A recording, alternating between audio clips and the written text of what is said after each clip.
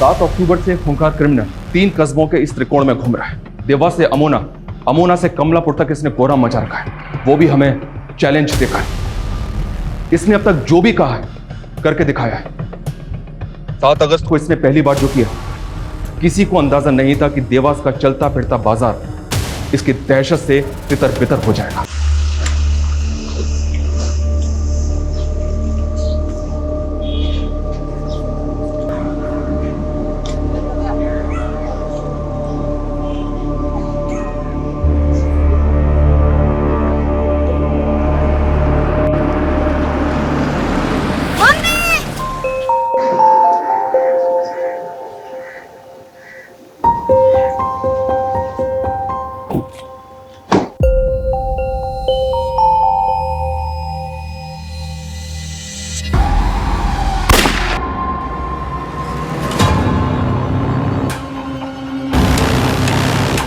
ये दर्दनाक हत्या सिर्फ एक झलकी है उसकी हैवानियत की। इसके 24 घंटे बाद उसने फिर कोहराम मचाया था।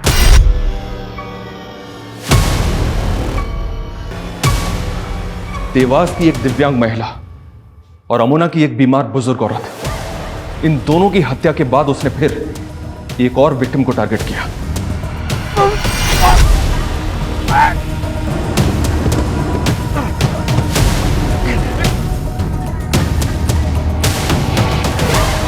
तीन मर्डर्स, तीनों की उम्र अलग अलग, तीनों की क्लास अलग अलग, और तीनों ही विक्टिम एक दूसरे को नहीं जानते।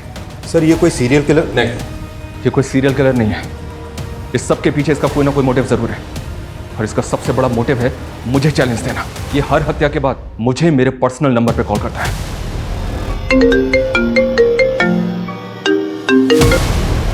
Hello, good afternoon sir. मैं फिर से देवास आ रहा हूं एक और मर्डर करने। हेलो हेलो,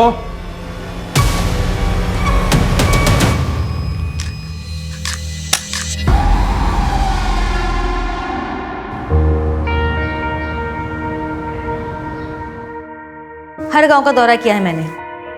15 से ज्यादा गांव में कोई काम ही नहीं हुआ है। जहाँ पानी की टंकियां लगी वहाँ पानी नहीं आ रहा, जहाँ बोरिंग हो रही वहाँ हैंडपंप नहीं है। क्या है ये सब? रागिनी मैम, मैंने आपको पहले ही बताया था, ये अभिनव भदौरिया सिर्फ नाम के ठेके लेता है, काम वाम कुछ करता है नहीं वो। फिर भी पिछले ऑफिसर ने उसकी पेमेंट रिलीज करवा दी। नमस्कार मैडम। अभिनव भदौरिया, कम इन। क्या मैडम, आपसे मिलने के लिए आधे घंटे से बैठा हुआ वेट कर रहा हूँ। कमाल है। वैसे जनता भी आपको दिए हुए प्रोजेक्ट्स का फायदा उठाने का वेट ही कर रही है, लेकिन देखो मैडम, मैं जानता हूँ इस प्रोजेक्ट की आप इंचार्ज लगी हुई, लेकिन कुर्सी का एटीट्यूड मुझको मत दिखाना। अच्छा, देखो मैडम, मैं तुमसे इधर उधर की बात नहीं करूँगा, सीधी सीधी बात करूँगा। एक काम करता हूँ, तुम्हारी मिठाई को और मीठी कर देते हैं, या तुम बोलो कितना चाहिए। खड़ा हो, खड़ा हो, निकल यहाँ से। ये लो, मैं तो अपने पैरों पर खड़ा हो गया, लेकिन तुम अपनी सोचो, और हाँ, मुझे गिराने की कोशिश मत करना, वरना जो मिल रहा है ना वो भी नहीं मिलेगा।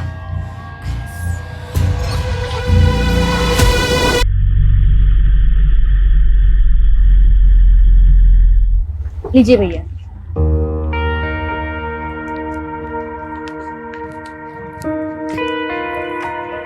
मम्मी शॉपिंग की है? हाँ, अंदर चलो दिखाती हूँ।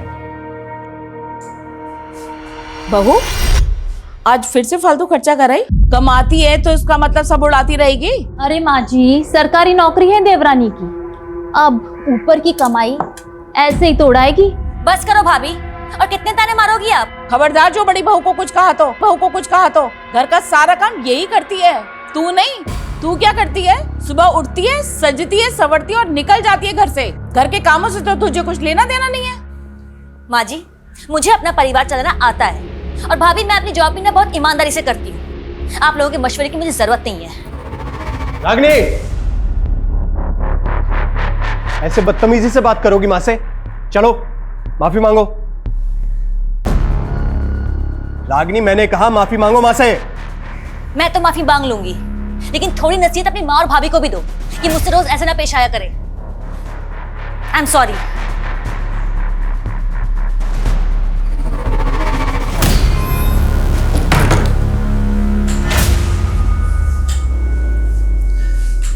रागिनी, मैंने तुम्हें बोला है ना, इनकी बातें एक कान से सुन के दूसरे कान से निकाल दिया करो। मुझे आपकी तरह दिखावा करना नहीं आता है। मैं और नहीं रह सकती यहाँ पे। अच्छा, तो फिर बहस करोगी? आप अपनी मर्जी मुझ पर नहीं थोप सकते हैं। मेरे पेरेंट्स का घर है इंदौर में, खाली पड़ा है। आप चाहे तो मेरे और राहुल के साथ वहाँ शिफ्ट हो सकते हैं। अच्छा, ताकि लोग कहें अपना पुश्तैनी घर छोड़कर अपनी बीवी के घर में शिफ्ट हो गया। आपको अपनी ईगो प्यारी है तो मुझे भी अपनी सेल्फ रेस्पेक्ट की परवाह है। मुझसे बर्दाश्त नहीं होती रोज रोज की चिक चिक। मैं तो तुमसे तरीके से बात कर रहा हूँ, तुम तेवर दिखा रही हो। तेवर मैं दिखा रही हूँ, तेवर आप दिखा रहे हो। Mummy juice.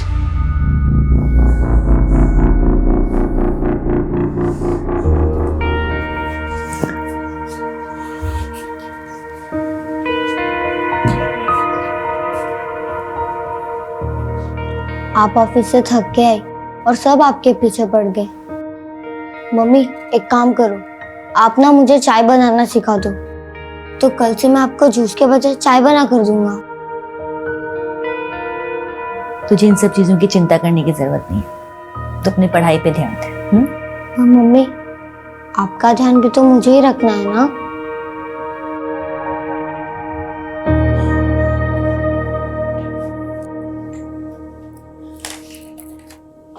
बहू, पहले इस मैडम को खाना लगा दो। रसोई में काम तो उसे करना नहीं है, कम से कम खाना तो पहले खा ले। बस कीजिए माँ जी, और कितने ताने मारेंगी आप? हद होती है तानों की भी। सुबह आपको टाइम पे नाश्ता इसलिए मिल जाता है क्योंकि मैं सुबह ऑफिस जाने से पहले बना के जाती हूँ, आपकी बड़ी बहू नहीं। क्या बात है रागिनी, वाह, इतनी अकड़ लाती कहां से है तू? हाँ? राहुल उठो, यहाँ बैठे रहोगे तो तुम्हारे संस्कार भी खत्म हो जाएंगे। चलो उठो। इंसल्ट करती है मेरा संस्कार खराब कर दे।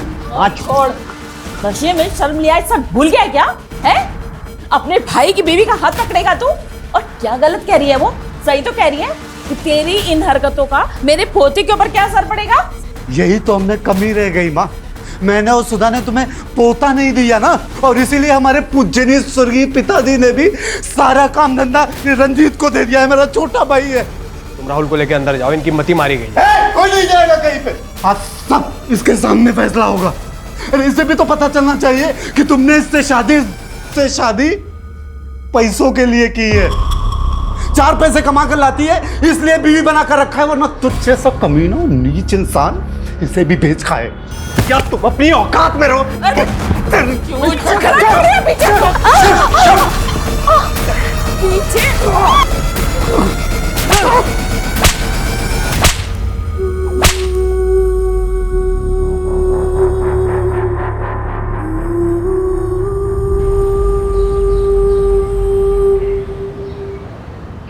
Happy birthday to you. Happy birthday, dear sir.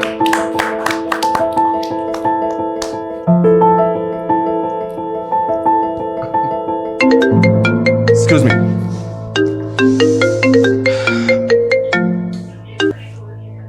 Hello, कौन? Happy birthday sir. Thank you so much, but I am sorry, मैंने आपको पहचाना नहीं। आपका वेल विशर बोल रहा हूँ, जल्दी आपको आपका बर्थडे गिफ्ट भी मिल जाएगा। पर आप हैं कौन? Hello hello.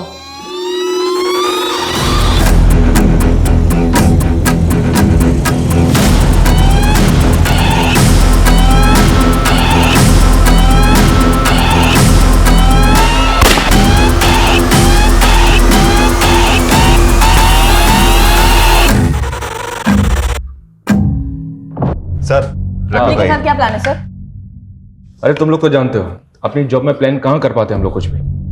हाँ, लेकिन वाइफ का ऑर्डर है, आज शाम को 7 बजे तक घर पहुंचना है। फिर तो पहुंच रही है।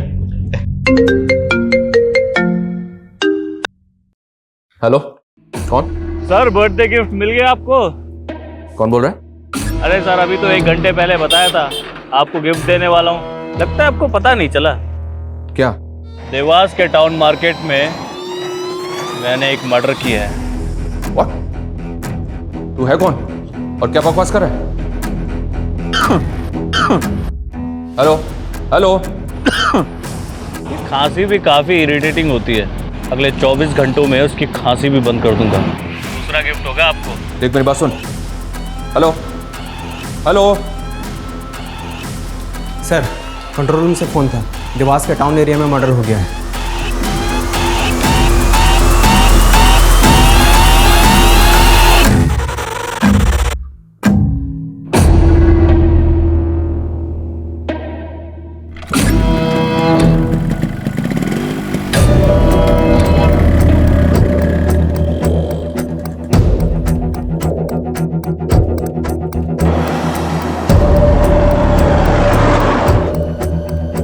number you are trying to call is out of coverage area. Phone बंद कर लिया उसने अपना। सर आखिर कौन होगा वो जो मर्डर करके आपको कॉल कर रहा है?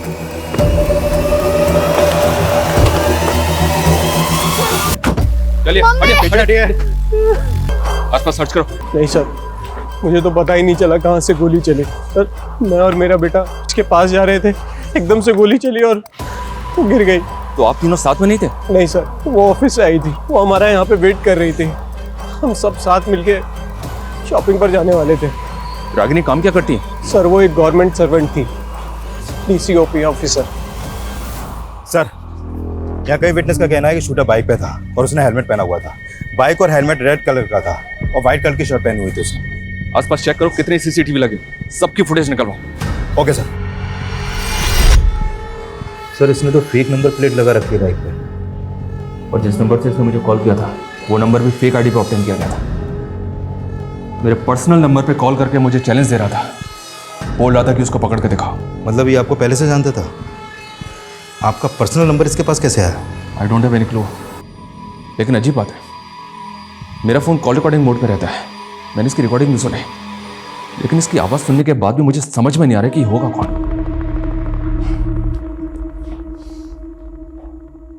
खांसी भी काफी इरिटेटिंग होती है, अगले 24 घंटों में उसकी खांसी भी बंद कर दूंगा। दूसरा गिफ्ट होगा आपको। कोल्ड ब्लडेड मर्डर, बहुत कामली बोल गया, मर्डर कर दिया। सर रागिनी एक गवर्नमेंट एम्प्लॉय थी, हमें रागिनी के प्रोफेशनल और पर्सनल दोनों एंगल को इन्वेस्टिगेट करना होगा सर। लेकिन इस किलर को भी ट्रेस कर रहा मैं, धमकी दे रहा था कि 24 घंटे के अंदर एक और तोहफा देगा मैं। सर इस किलर की बाइक जिस डायरेक्शन में गई है हम वहाँ के सारे CCTV स्कैन कर रहे हैं। इसने मुझे 2 बार कॉल किया। पहली कॉल के वक्त इसका फ़ोन MG रोड पर एक्टिव था और दूसरी कॉल इसने टाउन मार्केट से 2 किलोमीटर दूर अमुना रोड से की। उन दोनों एरिया में इंक्वायरी करो, पता करो इस होली का आदमी वहाँ किसी ने देखा था क्या। Okay sir.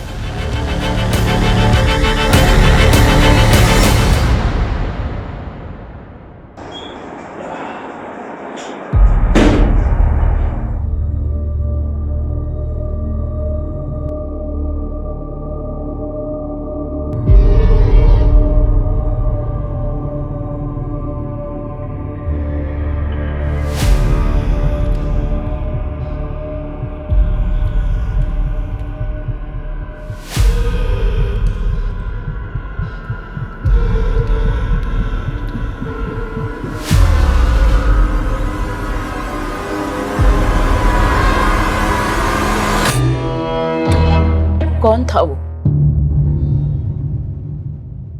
एक लाचार औरत ने किसी का क्या बिगाड़ा था जो उसको मार दिया? सरकारी नौकर थी वो, कहीं किसी गलत लोगों से झगड़ा तो नहीं मोल ले लिया था? सुधा क्या फालतू की बात कर रहे हो तुम लोग? रंजीत हिम्मत से काम ले तो। हाँ, आपको बहुत पड़ी है मेरी, रागिनी की भी यहाँ किसी को नहीं पड़ी थी। सब उसके दुश्मन हैं। मेरे बच्चे से उसकी माँ छीन ली। रागिनी का मर्डर कल दिन में हुआ था, उस वक्त तो उन्हें ऑफिस में होना चाहिए था। सर यही बात तो मुझे भी अजीब लग रही है। वो कभी छुट्टी नहीं लेती थी, लेकिन अचानक से उनको एक फ़ोन आया और वो हाफ डे लेकर चली गई। हेलो रंजीत, मैं बिजी हूँ, बाद में बात करती हूँ। नो, मैं हाफ डे नहीं ले सकती हूँ। तुम्हें क्या लगता है किसने मारा होगा उसे? किसी पे शक तुम्हें? गारंटी के साथ तो नहीं कह सकता, लेकिन कॉन्ट्रैक्टर अभिनव भदौरिया है ना, उस पर इंक्वायरी बिठाई थी मैम ने। सर वो आदमी जितना घपलेबाज है ना, उससे ज़्यादा टेढ़ा है। देख सुन मेरी बात, रागिनी ने जो रिपोर्ट मेरे खिलाफ बनाई है उसको गायब करके जला दे। वो रिपोर्ट DM तक नहीं पहुंच चाहिए, समझा? हाँ, 1 मिनट रुक, मेरा एक फोन आ रहा है, मैं बाद में बात करता हूँ।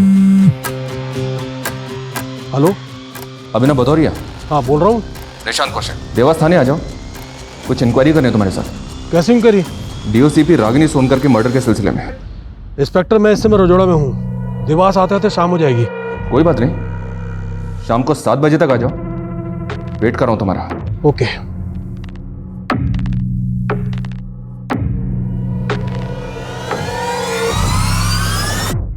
इंक्वायरी क्या इंक्वायरी? डीओसीपी रागिनी सोनकर के मर्डर के सिलसिले में। इंस्पेक्टर, मैं इस समय रजोड़ा में हूँ। दिवास आते आते शाम हो जाएगी।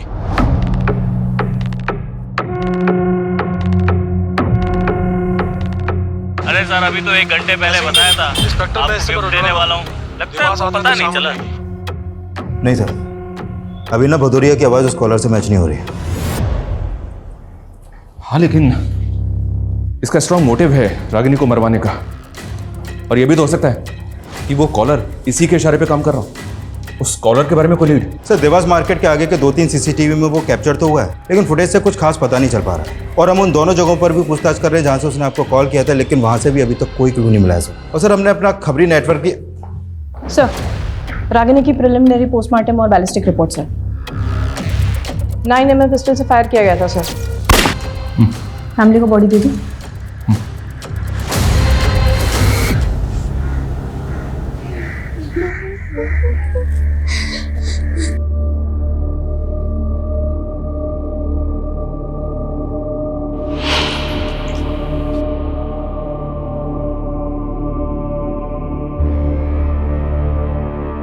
बेटा, मैंने दवाई खा ली है। मम्मा, जब मुझे फीवर होता है तब आप मुझे दवाई खिलाते हो, पट्टी लगाते हो, तो मैं कैसे फटाफट ठीक हो जाता हूँ। वैसे आप भी अभी जल्दी ठीक हो जाओगी।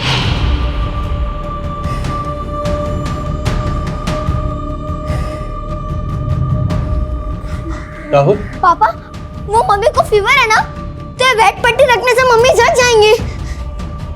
नहीं बेटा, वो हमेशा के लिए सो गई है। अब वो नहीं जगेंगी बेटा।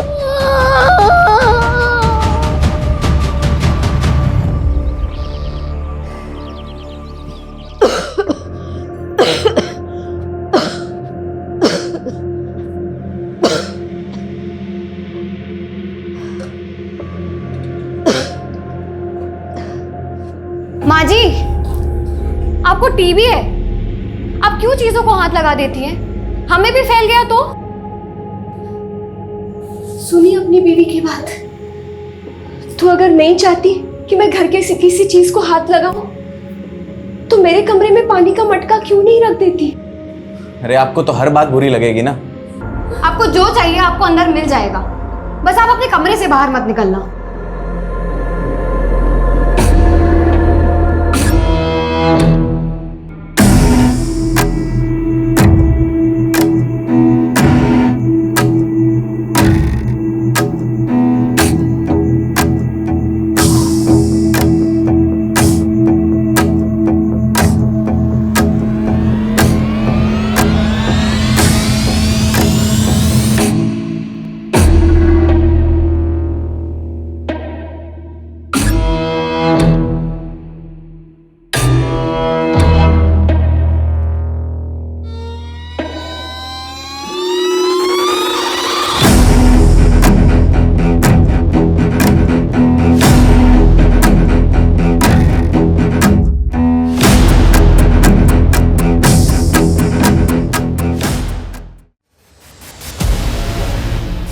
इंस्पेक्टर साहब, कल आपका बर्थडे था, तो मैंने सोचा कि अमोना की मिठाई लेकर चलता हूँ आपके लिए। ये लीजिए, लड्डू खाइए। ये लीजिए। तुझे कैसे पता कल बर्थडे था मेरा? इंस्पेक्टर साहब, मुझे मालूम है कि आप मेरी डिटेल निकलवाओगे, इसलिए मैंने भी आपके बारे में पता कर लिया। वैसे मेरे भी कुछ दोस्त हैं पुलिस में, और हाँ, जब भी मैं किसी से मिलने जाता हूँ ना पहली बार, तो उसके लिए ये मिठाई लेकर जाता हूँ। रागिनी की मौत से बहुत खुश दिख रहा है तू, इसलिए मिठाई बांटता फिर रहा है। कहीं ऐसा तो नहीं कि तू नहीं रहा? रागिनी का मर्डर करवा के मुझे क्या मिलेगा? कुछ नहीं। तेरे बारे में सब पता किया हमने। तू मिठाई के डिब्बों में रिश्वत भिजवाता है, लेकिन रागिनी ने तेरी इंक्वायरी बिठवा दी थी। इंस्पेक्टर, अपनी इंक्वायरी पर ध्यान दे। मेरे खिलाफ कुछ मिला या ऐसे ही बज रहा है? बस एक बार सबूत हाथ लग जाए, फिर अच्छी तरह से बचवाएंगे तुझे। अच्छा तेवर है, वाह। मेरे खिलाफ सबूत लेकर आ, और सुन, मेरा कुछ बिगड़ने वाला नहीं है, समझा? उस कॉलर के तरह इसके तेवर भी कुछ कम नहीं थे सर। ये भी चैलेंज करके गया। नजर रखो इसमें। सर, उस किलर ने आपको पहला कॉल एमजी रोड से ही किया था, और उसी दौरान रागिनी के पति रंजीत का फोन भी एमजी रोड पे ही एक्टिव था। क्या रंजीत का उस कॉलर से कनेक्शन? सर, कनेक्शन तो कुछ नहीं मिला है, लेकिन रंजीत ने रागिनी को एमजी रोड से कॉल करके देवास टाउन मार्केट बुलाया था। सर मुझे तो लग रहा है कि उसने पर्पसली रागिनी को वहां पे बुलाया था। लेकिन रंजीत अपनी बीवी को क्यों मारेगा? क्या मोटिव हो सकता है उसका?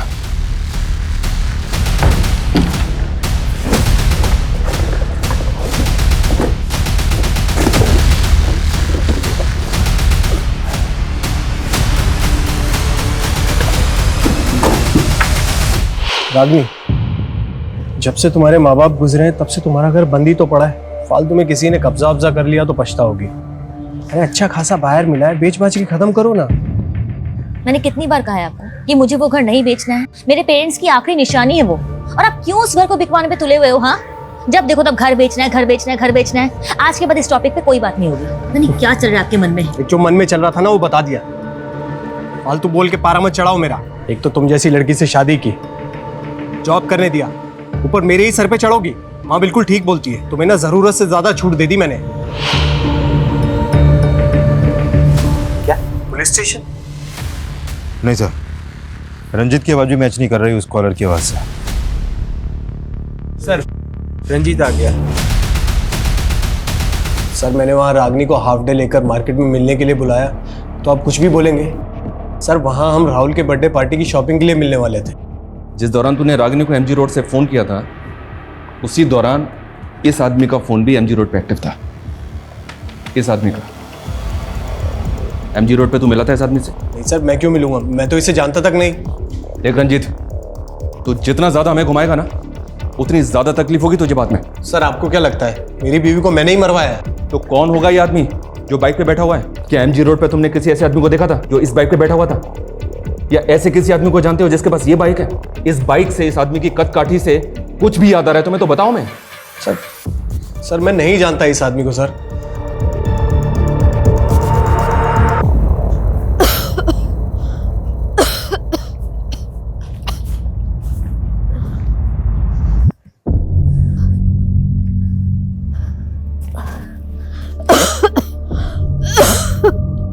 हे भगवान, मैं हार गई इस जीवन से। खुशी मेरे नसीब में नहीं तो कम से कम मुझे मौत ही दे दे।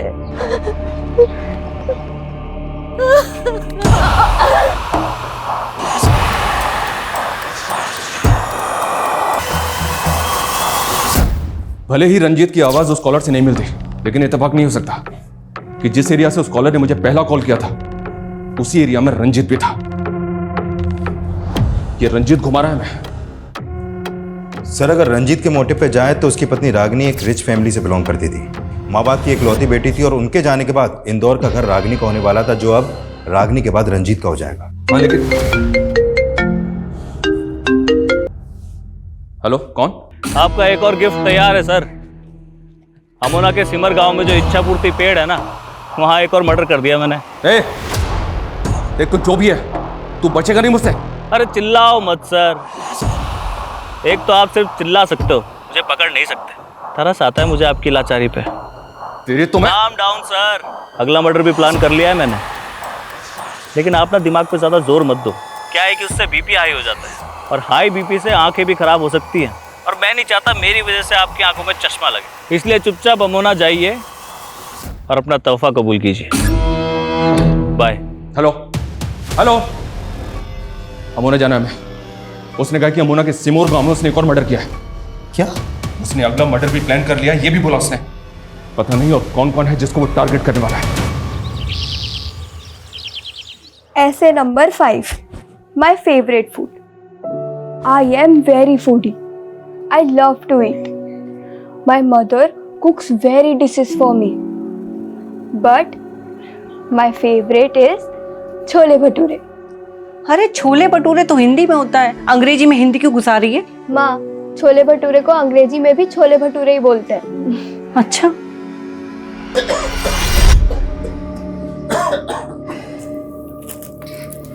गीता देखो देखो मैं क्या लाया हूं, तुम्हारे नए स्कूल के कपड़े।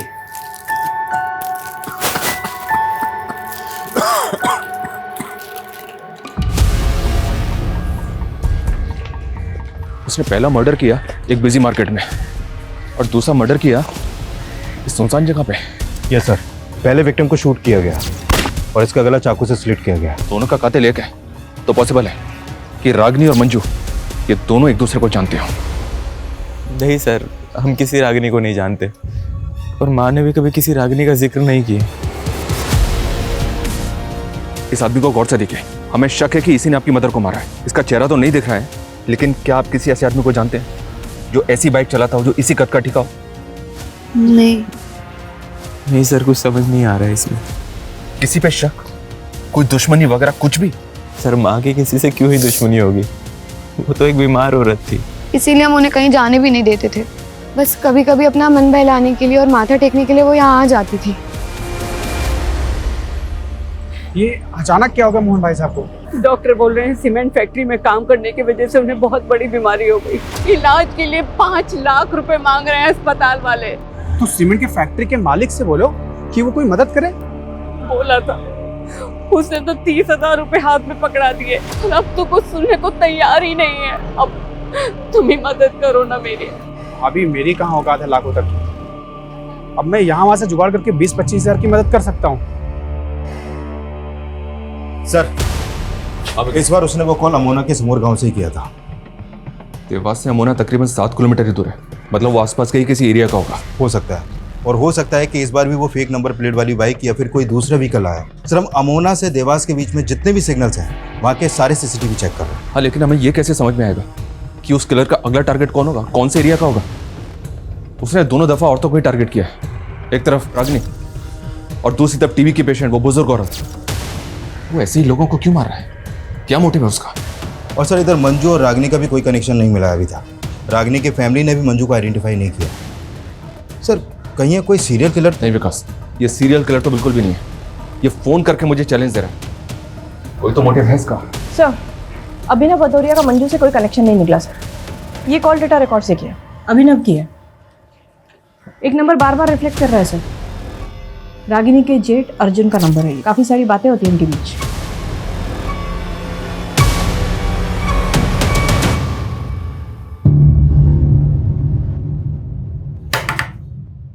गीता, माँ कहाँ है? हॉस्पिटल, अभी आ ही रही है खाना लेने। मोहन भैया कैसे हैं भाभी? उनकी हालत बहुत नाजुक है और अभी तो पूरा पैसा भी नहीं हो पाया है इलाज का। मैं वही बताने आया था कि मैंने एक सरकारी आदमी का मालूम किया है, मोहन भैया के इलाज के खर्चे में वो रियायत दिला सकता है। कैसी रियायत?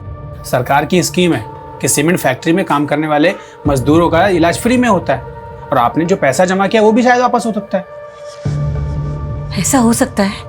हाँ, मोहन भैया के हॉस्पिटल के कागज लेकर के और उनकी सीमेंट फैक्ट्री वाली आईडी लेकर के शाम को मेरे साथ चलना, सरकारी आदमी से मिलवा दूंगा मैं। ठीक है।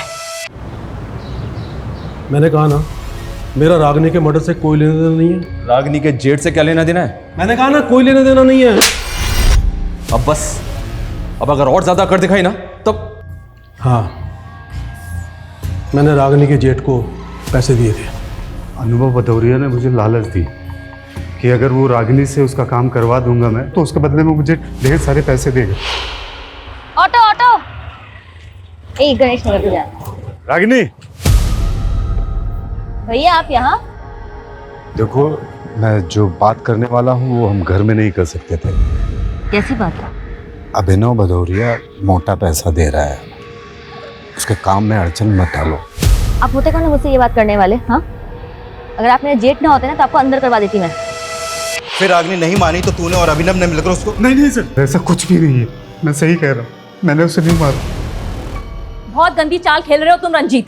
एक तरफ रागिनी गई और दूसरी तरफ मेरे पति को अंदर कर दिया। क्या तुम सबकी जमीन जायदाद अकेले ही हड़पना चाहते हो? माफ करो भाभी। माँ जी, आप क्यों चुप बैठी है? आप भी जानती है इसी ने मारा है रागिनी को। मेरा दिमाग खराब हो गया क्या? चुप कर।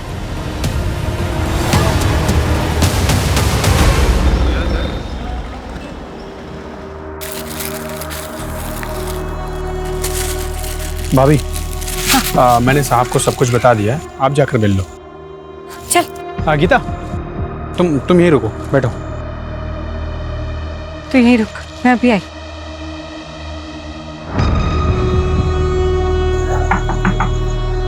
आइए।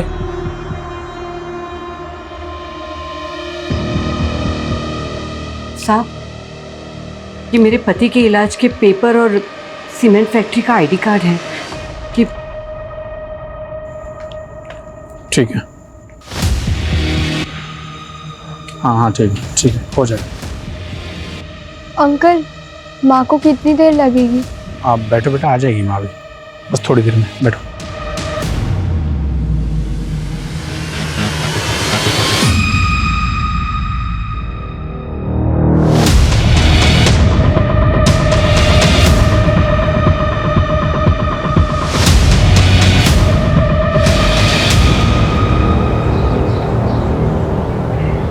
हाँ जी पंडित जी नमस्कार।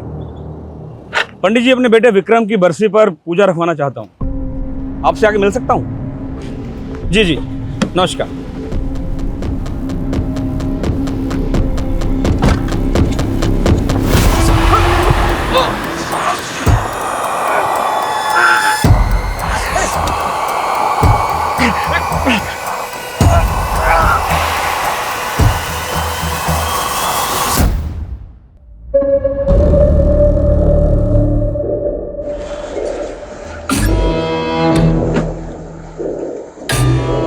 सर अर्जुन की इलेक्ट्रॉनिक वॉइस भी उस कॉलर की आवाज़ से मैच नहीं कर रही है।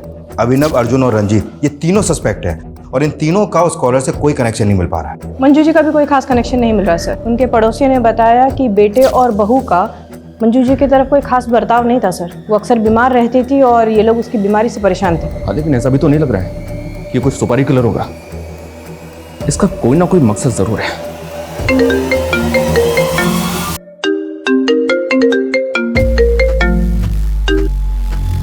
हेलो सर, कमलापुर के पंचायत भवन के पास एक तोहफा छोड़ा है आपके लिए। ए, देख मेरी बात सुन। कुछ रह गया है आपके पास दिखाने को? पकड़ तो पाई नहीं मुझे। चलिए एक काम करते हैं, मैं ही आ जाता हूँ देवास वापस। वहाँ एक गलती सुधारनी है मुझे। गलती? हाँ, पकड़ सको तो पकड़ लो। हेलो मैं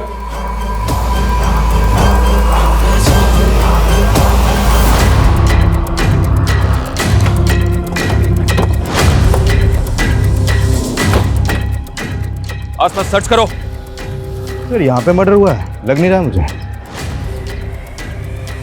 विकास, पंचायत भवन में बात करो, पता करो क्या उन्होंने किसी ऐसे लड़कों को देखा है जिसका हुलिया उस कॉलर के हुलिये से मैच करता है। सर गो फास्ट।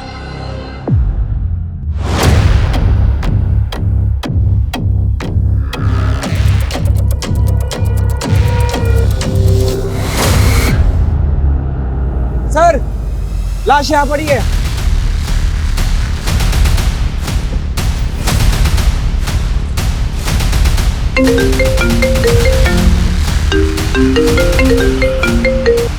हाँ बोलो।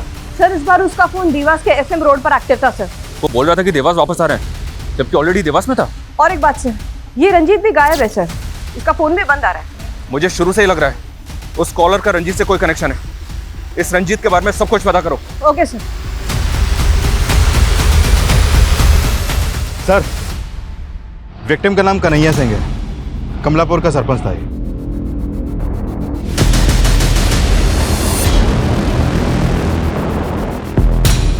मैडम ये क्या कर रही हैं आप? हमें अपना काम करने दीजिए, और अगर आप रंजीत के बारे में कुछ भी जानती हैं तो मुझे अभी के अभी बताइए। मैडम हमने बोला ना हमें कुछ नहीं पता। मैडम जी एक मिनट, ये देखिए इतने सारे प्रॉपर्टी के पेपर हैं, सब में नाम अलग अलग हैं।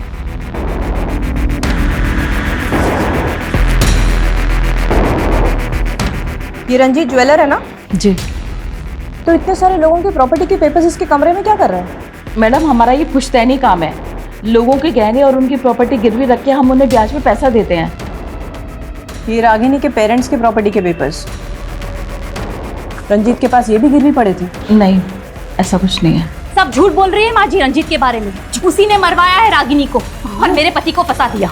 मैडम जी आप रंजीत के बेटे राहुल से पूछो, वो आपको बताएगा कि कैसे रंजीत प्रॉपर्टी के लिए रागिनी से झगड़ता था।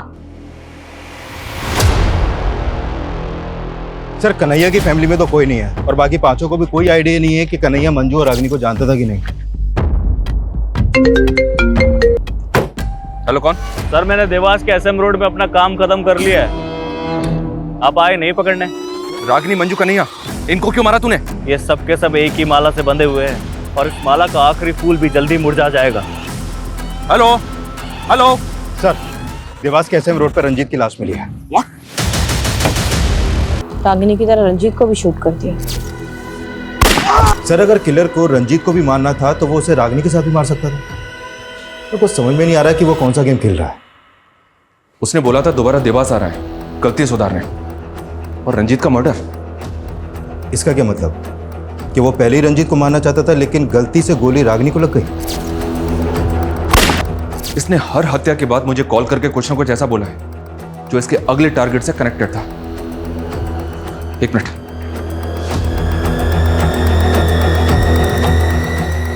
ये सुनो। खांसी भी काफी इरिटेटिंग होती है। और सेकंड विक्टिम मंजू थी, टीबी पेशेंट। उसके मर्डर के बाद उसने कहा अगला मर्डर भी प्लान कर लिया है मैंने, लेकिन आप ना दिमाग पे ज्यादा जोर मत दो। क्या है कि उससे बीपी हाई हो जाता है और हाई बीपी से आंखें भी खराब हो सकती हैं, और मैं नहीं चाहता मेरी वजह से आपकी आंखों में चश्मा लगे। थर्ड विक्टिम का नहीं है, हैवी नंबर का चश्मा लगा था उसे। तो फिर सर उसने आखिरी कॉल में क्या कहा जो हमें अगले टारगेट का हिंट थे?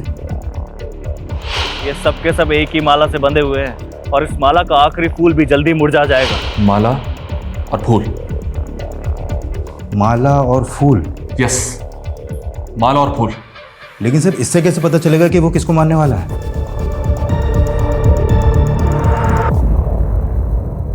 माँ, हाँ, मैंने भगवान से प्रे किया है, पापा जल्दी ठीक हो जाएंगे। हाँ। हेलो, हाँ डॉक्टर साहब, मैं खाना लेके आ ही रही हूँ अस्पताल। क्या? अरे क्या हुआ माँ? पापा ठीक है ना?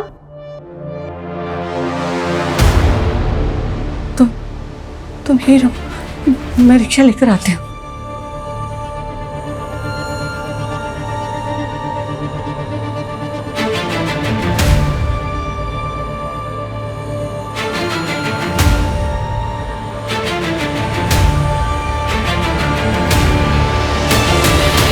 सर, किलर ने अभी तक हमें 5 बार कॉल किया और हर बार अलग अलग फेक आईडी का सिम यूज किया। लेकिन सर उसने जहां से भी कॉल किया है वहां पे कोई सीसीटीवी है ही नहीं। कोई क्लू नहीं मिल रहा उसको लोकेट करने के लिए। सर हमें तो ये भी नहीं मालूम कि वो अगला कॉल कहां से और किस नंबर से करेगा। देवास से अमोना, अमोना से कमलापुर और वापस देवास। वो इसी त्रिकोण में घूम रहा है। उसका अगला टारगेट भी इसी त्रिकोण के सराउंडिंग में होगा। इस त्रिकोण में पेट्रोलिंग बहुत टाइट होनी चाहिए विकास। और हाँ, मेरा फोन भी सर्विलेंस पे डालो। वो जैसे ही मुझे कॉल करेगा कंट्रोल रूम उसकी लोकेशन को ट्रेस करके पेट्रोलिंग टीम को अलर्ट भेजेगी तुरंत। इस बार कैसे भी करके हमें इसको पकड़ना है। सर,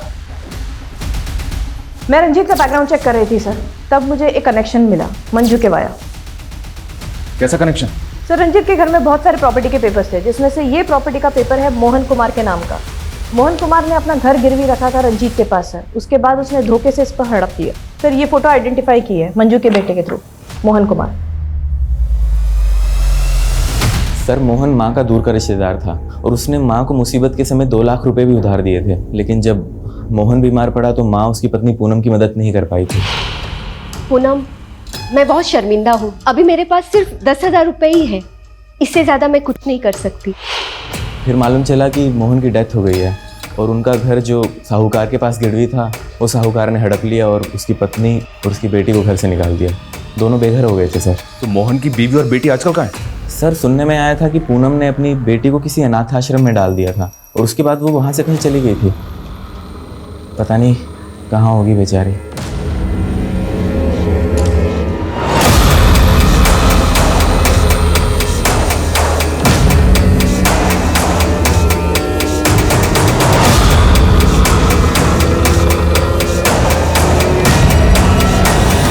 सर, पूनम 2 साल पहले गीता को एक अनाथ आश्रम में छोड़ के गई थी और करीब 6 महीने पहले इंदौर की एक फैमिली ने गीता को वहां से अडॉप्ट किया था। पूनम की फैमिली के बेघर होने के पीछे मंजू एक वजह है, क्योंकि उसने पूनम को 2 लाख रुपए नहीं दिए थे। वहीं रंजीत ने उनका घर गिरवी रख लिया था। लेकिन कन्हैया का इस फैमिली से क्या कनेक्शन होगा? सर, कन्हैया का तो कोई कनेक्शन नहीं मिला, लेकिन हाँ, किलर का पूनम की फैमिली से कोई ना कोई कनेक्शन जरूर हो सकता है।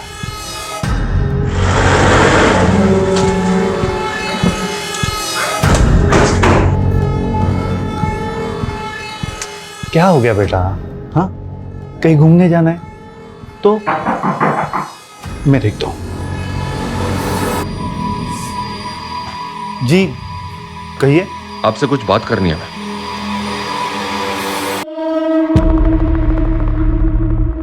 सर, गीता हमारे साथ पिछले 6 महीने से रह रही है, लेकिन अभी तक अपनी माँ को नहीं भूल पाई है। गीता बेटा, तुम्हारी माँ ने तुम्हें अनाथाश्रम में छोड़ा था, क्या तुम्हें याद है उन्होंने जाने से पहले तुमसे क्या कहा था?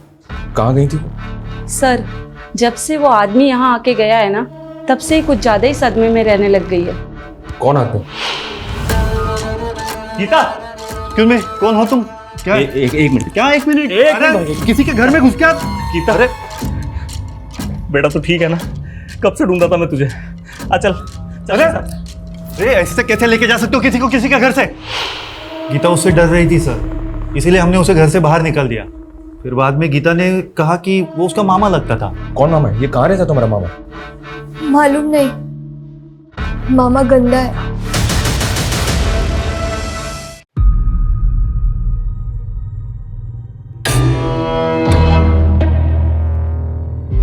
सर, इसकी कद काठी और बाइक तो उसी किलर से मैच हो रहा है। दिक्कत वैसी लग रहा है, शायद मैं इससे पहले भी मिला हूं। ये वही किलर है और इसका अगला टारगेट माला और फूल से कनेक्टेड है। माला और फूल?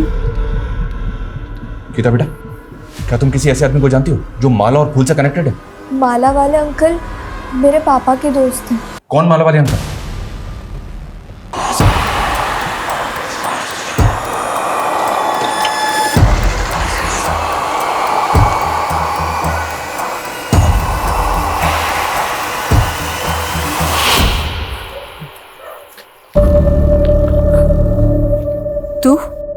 दीदी, मेरी बात का भरोसा करो।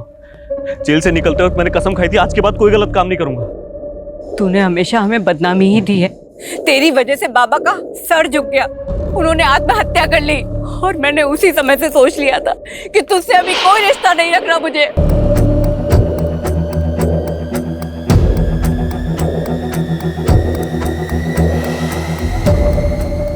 शरद,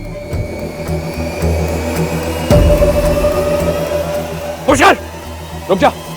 शूट मत करना वरना मैं तुझे शूट कर दूंगा। हिलना मत। पुष्कर रोक। आप लोग दूर रहिए सर, आप लोग को कुछ नहीं पता। पुष्कर, हमें सब पता है। देख मेरी बात सुन, मैं जानता हूं तू ये सब क्यों कर रहा है। तेरी बहन के साथ जो कुछ भी हुआ है तू उसका बदला ले रहा है। देख, मैं ये भी जानता हूं तेरे बारे में, एक टाइम ऐसा था तू भी इस जुर्म की दुनिया से बाहर आना चाहता था। पुष्कर, ये गन मुझे दे दे। पुष्कर, मैं कहता हूं रुक जा। पुष्कर, पुष्कर,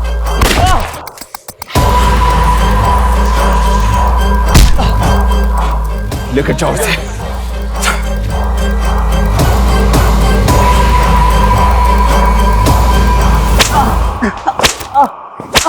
विकास, उठ। पुष्कर सिंह, बहुत तरक्की कर ली तूने। ड्रग पेडलर से मर्डरर। सर, पिछली बार जब आपने मुझे जेल में डाला था ना, मैंने कसम खाई थी आज के बाद कोई गलत काम नहीं करूंगा। पर जेल से बाहर निकलने के बाद मैं क्या देखता हूं, मेरी बहन के साथ इतनी नाइंसाफी। मेरे जीजा बीमार क्या हुए, उस बुढ़िया मंजू ने घर से 2 लाख रुपए मार लिया। उसके बाद उस रंजीत ने मेरे जीजू के मरने के बाद घर हड़प लिया। और शरद ने मेरी बहन की मजबूरी का फायदा उठाया उस कन्हैया के साथ। उससे भी जब उसका जी नहीं भरा तो उसने मेरी बहन को कहीं भेज दिया।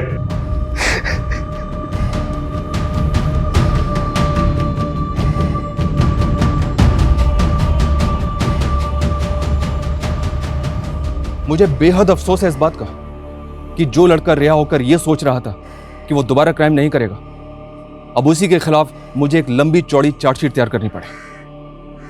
पुष्कर का वो बयान भी सही निकला कि उसकी बहन पूनम शरद के द्वारा एक ह्यूमन ट्रैफिकिंग गैंग को बेची गई थी। शरद अभी न्यायिक हिरासत में है, लेकिन निराशा मुझे इस बात की है कि पुष्कर जैसे कई हताश लोग अक्सर गुनाहों के रास्ते पे निकल जाते हैं, जिसका सॉल्यूशन यही है कि आप जुर्म के खिलाफ अपनी चुप्पी को तोड़िए, हमारे पास आइए क्योंकि जुर्म के खिलाफ लड़ाई हम सब की है। क्योंकि सिर्फ पूनम ही नहीं, पूनम जैसे लाखों विक्टिम्स आज भी गुनाहों के ऐसे अंधकार में खोए हुए हैं जहां से उनके अपने, गीता जैसे उनके कई रिश्तेदार सालों से उन गुमशुदा लोगों का इंतजार कर रहे हैं। जय हिंद।